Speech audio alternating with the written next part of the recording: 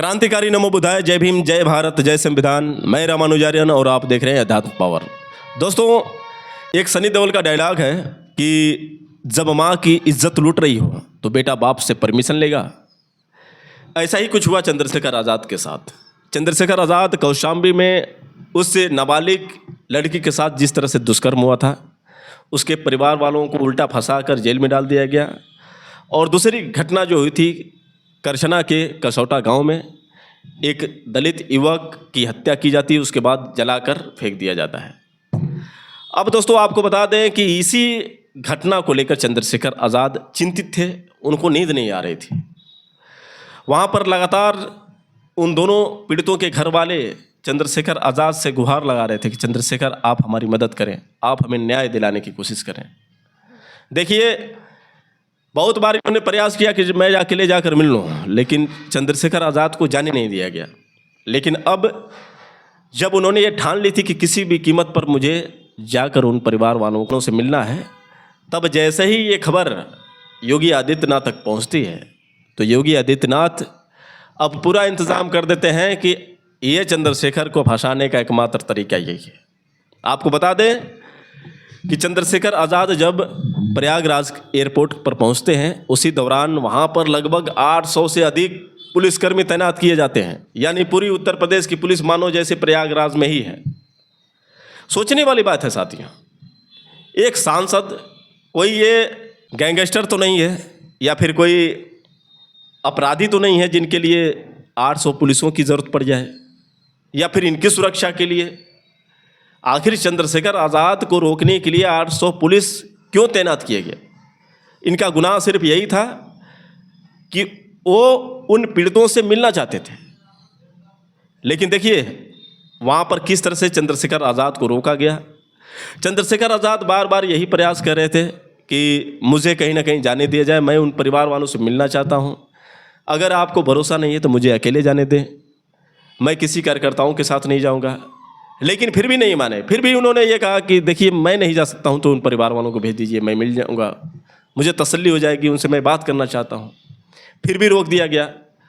एक सांसद को इतना भी अधिकार नहीं है कि वो पीड़ितों से मिल सके, क्योंकि संसद में सांसद बनना कहीं ना कहीं ये दर्शाता है कि आप जनता की सेवा के लिए हैं। अब ये चूड़ियाँ पहन कर सभी लोग बैठे हैं, उसी तरह से चूड़ियाँ पहन कर चंद्रशेखर भी बैठ जाए तब तो सही है। तो चंद्रशेखर आज़ाद को रिस्क लेने की क्या ज़रूरत है? तनख्वाह मिल ही रही है, आराम से उनकी पार्टी चल भी रही है, इतना रिस्क क्यों ले चंद्रशेखर आज़ाद, अपनी बदनामी क्यों करवाएं? लेकिन हकीकत ये है कि ये खेल जो है बाबा साहब डॉक्टर भीमराव अम्बेडकर के साथ भी हुआ था। बाबा साहब डॉक्टर भीमराव अम्बेडकर जब इन्हीं दलितों से जो पहले इन पर काम थोपा गया था, जैसे चमड़े का काम करना, छोटे छोटे जो भी काम इनको दिया गया था, और जिस वजह से कहीं ना कहीं दलितों को बहिष्कृत किया गया था, तो बाबा साहब डॉक्टर भीमराव अम्बेडकर ने कहा था कि आप इन कामों को छोड़ दें। इन कामों को करने से आपको यदि सम्मान नहीं मिल रहा है तो फिर आपको इन काम को करने से क्या फ़ायदा है? तो एक पत्रकार ने बाबा साहब डॉक्टर भीमराव अम्बेडकर से सवाल किया। उस पत्रकार ने कहा कि भीमराव, आपको नहीं लगता है कि आप अपने समाज के लोगों का रोज़गार छीन रहे हैं? बाबा साहब डॉक्टर भीमराव अम्बेडकर ने कहा कि आपको लगता है कि मैं अपने समाज के लोगों का रोज़गार छीन रहा हूँ, तो मैं आपको बताना चाहूँगा कि यदि मेरे समाज के लोग उस कार्य को करने में 50 रुपये कमाते हैं तो मैं आपको 50 रुपये का 4 गुना दूंगा, आप करेंगे? पत्रकार शांत हो गया। बाबा साहब डॉक्टर भीमराव अम्बेडकर ने कहा कि आप नहीं करेंगे। आपकी खामोशी ऐसी बता रही है कि आप नहीं करेंगे, क्योंकि आपको अपना स्वाभिमान प्यारा है। क्या हम मनुष्य नहीं हैं? क्या हमें आत्मसम्मान, क्या हमें स्वाभिमान नहीं प्यारा है? पैसे तो एक वेश्या भी कमा लेती है, मेरी माँ बहन सूखी रोटी खाकर गुजारा कर लेगी, लेकिन उनको भी मान स्वाभिमान चाहिए, सम्मान चाहिए। ये जो मैं लड़ाई लड़ रहा हूँ, ये पैसों की लड़ाई नहीं है, ये मान और स्वाभिमान की लड़ाई है। दोस्तों, चंद्रशेखर आज़ाद की तरफ बाबा साहब डॉक्टर भीमराव अम्बेडकर भी समाज को बदलना चाहते थे, हर महिलाओं के लिए, हर दलितों के लिए खड़ा होना चाहते थे। लेकिन कहीं ना कहीं यही मनुवादियों के लिए वो काल बन गए थे। बाबा साहब को मारने के लिए तरह तरह के षड्यंत्र रचे गए, उनको किस तरह से घेराव किया गया, कैसे मारा पीटा गया, आप समझते हैं किस तरह से ये मनुवादियों ने उनको परेशान किया, हर जगह पर प्रताड़ित करना। बाबा साहब डॉक्टर भीमराव अंबेडकर जब प्रोफेसर थे उस दौरान भी एक सफाई कर्मचारी कहीं ना कहीं उनके साथ जिस तरह से भेदभाव किया, तो जो ये पीड़ा थी भेदभाव की, चंद्रशेखर आज़ाद की तरह बाबा साहब डॉक्टर भीमराव अंबेडकर के साथ भी थी। क्योंकि बाबा साहब डॉक्टर भीमराव अंबेडकर ने तो उस पीड़ा को देखा था अपनी आंखों से गले में मटका कमर में झाड़ू देखा था, अपनी आंखों से दलितों के साथ उस तरह से उत्पीड़न देखा था। तभी तो बाबा साहब डॉक्टर भीमराव अंबेडकर ने एक सपना सजाया कि कहीं ना कहीं मैं देश को जातिवाद से मुक्त करूंगा, ये भेदभाव जो है इस भेदभाव को ख़त्म करूंगा, तभी हमारा देश एक शक्तिशाली देश बनेगा। बाबा साहब की वो आंखें, बाबा साहब का वो सपना, बाबा साहब की वो कड़ी मेहनत, बाबा साहब ने अपनी पूरी ज़िंदगी भारत के लिए कुर्बान कर दी। उन तमाम महिलाओं को अधिकार देने का सपना, जो ये महिलाएं आज बाबा साहब डॉक्टर भीमराव अंबेडकर के मिशन को भूल चुकी हैं और जो आज कहीं ना कहीं उनको गाली देती हैं, उन तमाम सवर्ण खासतौर से महिलाओं की भी मैं बात करूं तो ज़रा सोचिए कि उस समय चाहे किसी भी वर्ग की महिला, चाहे किसी भी जाति की महिला हो, किसी भी महिलाओं को पढ़ने लिखने की तो दूर की बात है, उनको घर में सिर्फ एक नौकरानी के बराबर समझा जाता था। वो सिर्फ चूल्हे तक ही सीमित होती थी, पढ़ना लिखना तो दूर की बात है। और स्तन ढकने का अधिकार नहीं था किसी भी महिलाओं को, क्योंकि अगर जो स्तन ढकेंगी तो फिर ये मनुवादी लोग देखेंगे कैसे, किस तरह से उनका शोषण करेंगे। तो इसलिए बाबा साहब डॉक्टर भीमराव अंबेडकर ने सबसे पहले जो है महिलाओं के बारे में सोचा, महिलाओं को शैक्षणिक अधिकार देना, राजनीतिक अधिकार देना, सामाजिक अधिकार देना, बराबर का पूरा दर्जा देना। उसके लिए सबसे ज़्यादा अगर मेहनत किया है तो बाबा साहब डॉक्टर भीमराव अंबेडकर ने किया है। और ये लोग क्या कहते हैं कि बाबा साहब डॉक्टर भीमराव अंबेडकर ने तो सिर्फ दलितों के लिए किया। उन महिलाओं को मैं याद दिला दूं कि एक विधवा प्रथा हुआ करती थी और सभी महिलाएं जानती हैं। वो विधवा ऐसी प्रथा, जब उसका पति मर जाए तो एक औरत लाश हो जाती थी, जिंदा लाश, यानी शुभ काम में उसको जाना मना है, किसी भी सामाजिक जगह पर जाना मना है। उसको सफ़ेद वस्त्र धारण कर दिया जाता था ताकि पहचान में आ जाए कि ये औरत विधवा है। दोबारा उसकी शादी नहीं हो सकती थी, पति दोबारा शादी कर सकता था लेकिन पत्नी नहीं कर सकती थी, विधवा सिर्फ औरत हुआ करती थी। उस परंपरा को बाबा साहब ने लात मारी और बाबा साहब डॉक्टर भीमराव अंबेडकर ने विधवा पुनर्विवाह संविधान में एक नया प्रस्ताव डाला। अब देखिए कि बाबा साहब डॉक्टर भीमराव अंबेडकर महिलाओं के लिए सम्मान की लड़ाई लड़े, महिलाओं को सम्मान दिलाया, शिक्षा, राजनीतिक, सामाजिक सारे अधिकार बाबा साहब डॉक्टर भीमराव अंबेडकर ने दिया। उसके बाद ये लोग क्या बोलते हैं कि जो भी हुआ बाबा साहब डॉक्टर भीमराव अंबेडकर ने दलितों के लिए किया। बाबा साहब को मारने के लिए षड्यंत्र रचा गया, किस तरह से ब्राह्मणी से शादी कराई गई, उसके बाद उनको जहर देकर मारा गया।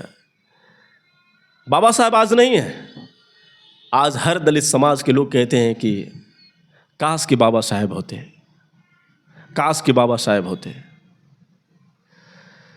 आज बाबा साहब नहीं है लेकिन फिर भी बाबा साहब के लिखे संविधान से इनको इतनी जलन है। ये संविधान बदलना चाहते हैं, ये फिर मनुस्मृति लाना चाहते हैं। और जो लोग बहुत खुश होकर नारे लगा रहे हैं और जो लोग ये कह रहे हैं कि चंद्रशेखर आज़ाद कहीं ना कहीं जी का जंजाल बना हुआ है, बहुत सारे मैं देख रहा हूँ कि बहुजन समाज के लोग भी चंद्रशेखर आज़ाद के खिलाफ एक से बढ़कर एक बयानबाजी कर रहे हैं। बहुत सारे लोग तो अब भीम आर्मी के कहने में भी सोचते हैं, क्योंकि उनको अब डर सा लगने लगा है कि कहीं हमारी भी जान न चली जाए।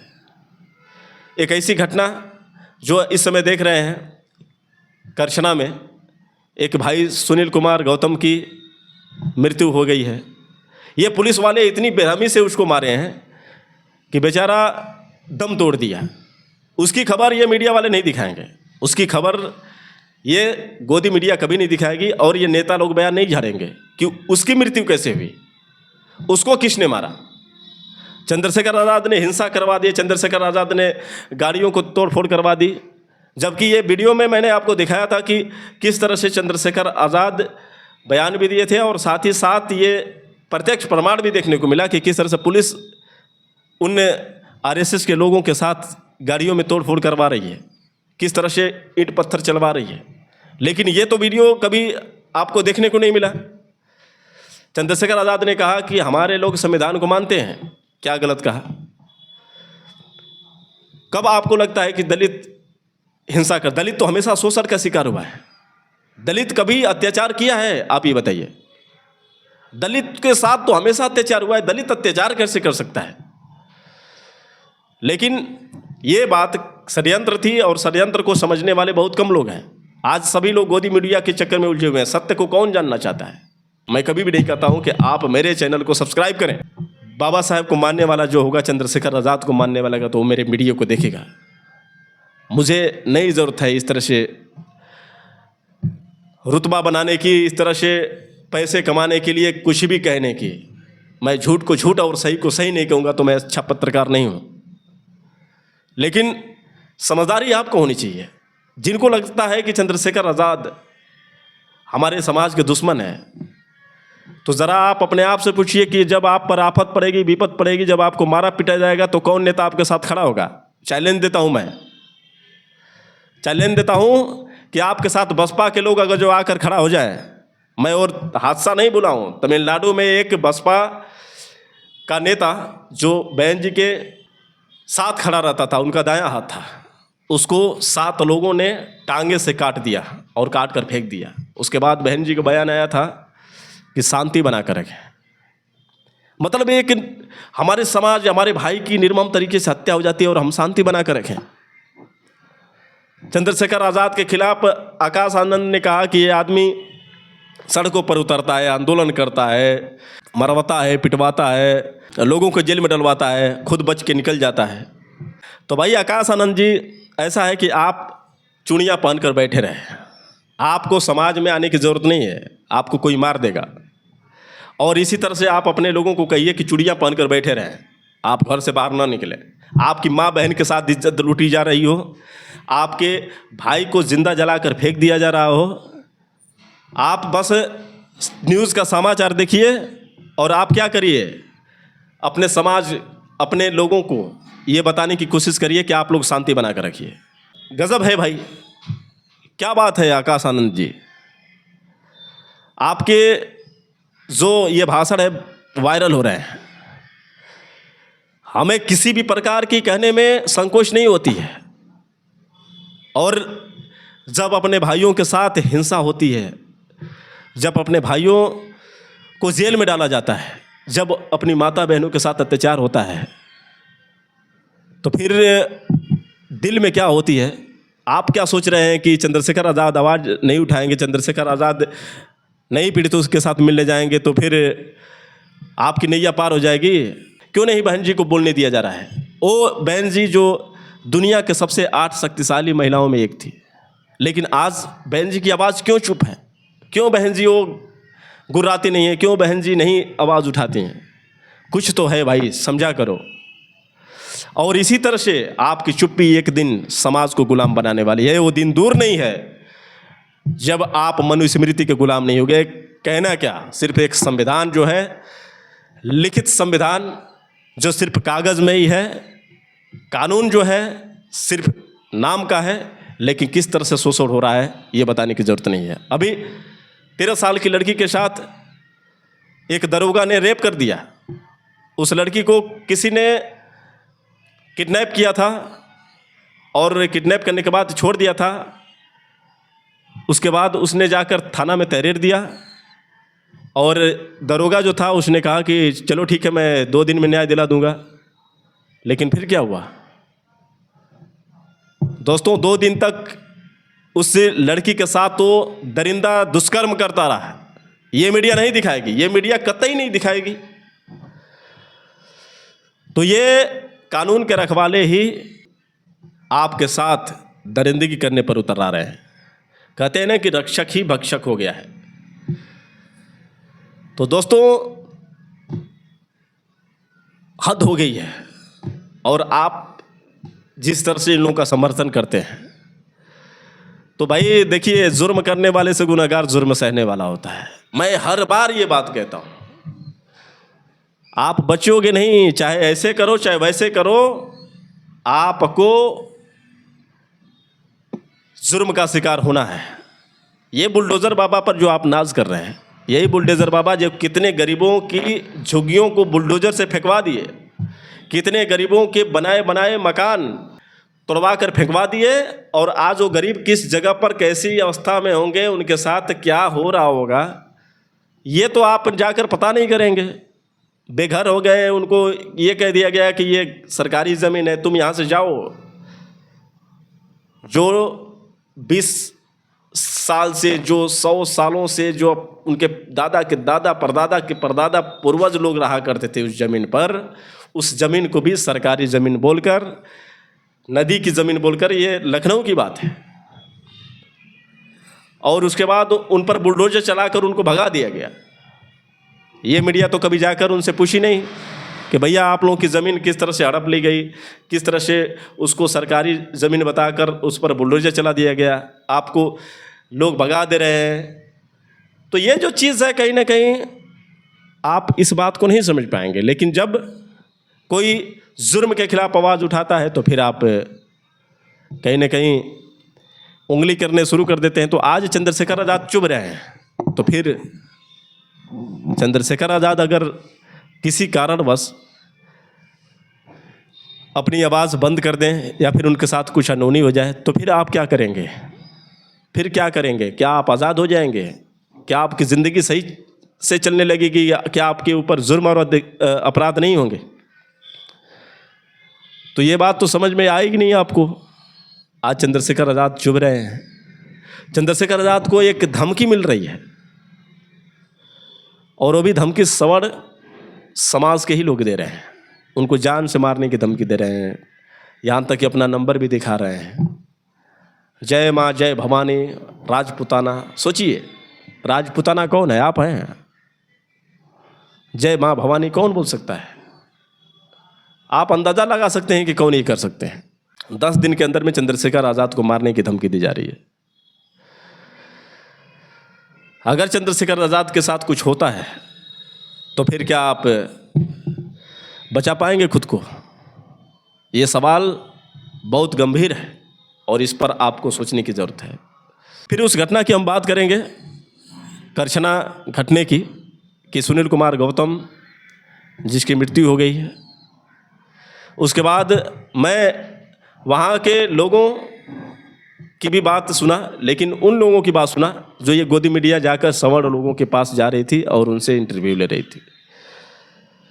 चंद्रशेखर आज़ाद जिनको सर्किट हाउस में कैद करके रखा गया था, वो बार बार निकलने का प्रयास कर रहे थे। उन परिवार वालों से मिलना चाहते थे।